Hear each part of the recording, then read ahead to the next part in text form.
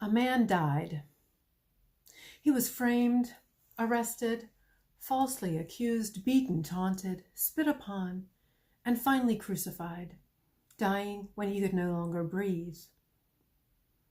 Some people thought the man was an insurrectionist, others thought him an anti-government rebel-rouser. But some saw a measure of the truth. They claimed he was a great teacher, a rabbi, a prophet.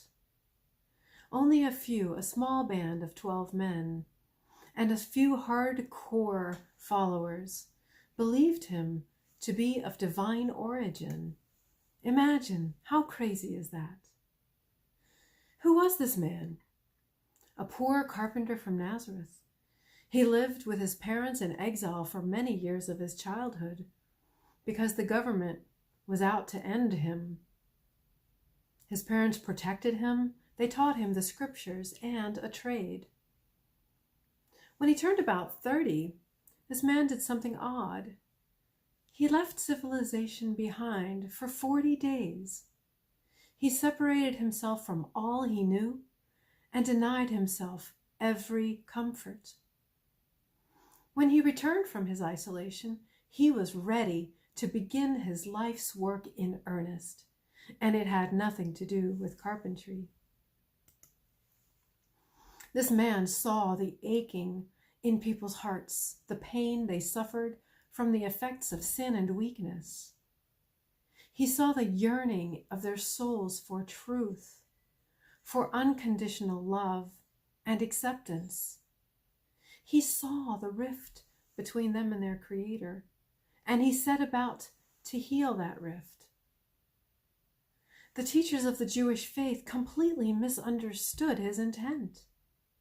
Or perhaps they were afraid, because it would mean big changes for them.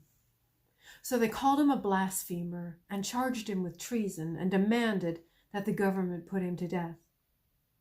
He died a criminal's death on a cross for all to see.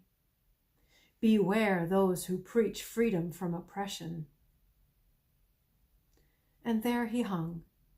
In the evening his body was taken down, lovingly prepared, and buried. Much to everyone's surprise and to the horror of the government officials, his tomb opened on the 3rd day and he disappeared.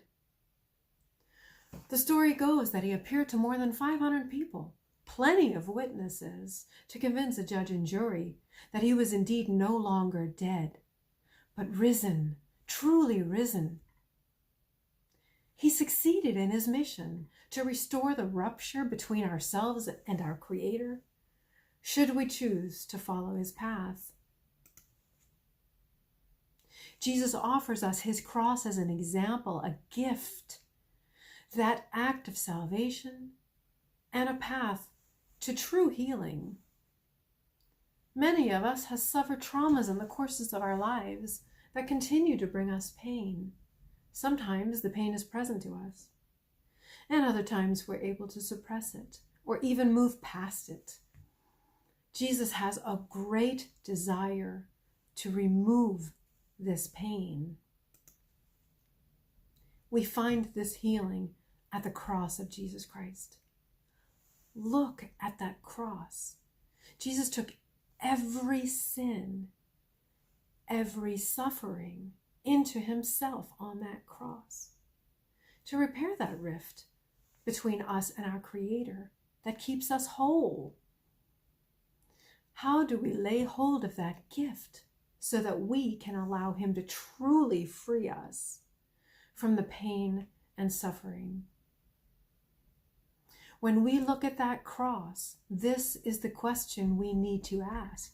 How can Jesus free us from the oppression of our lifetime of pain? And then trusting, we ask him over and over again, Jesus, free me from oppression. I was on a retreat experience where the retreat leader challenged us to recall a painful experience and to allow Jesus to walk through it with us. He instructed us, encounter the trauma and invite Jesus in.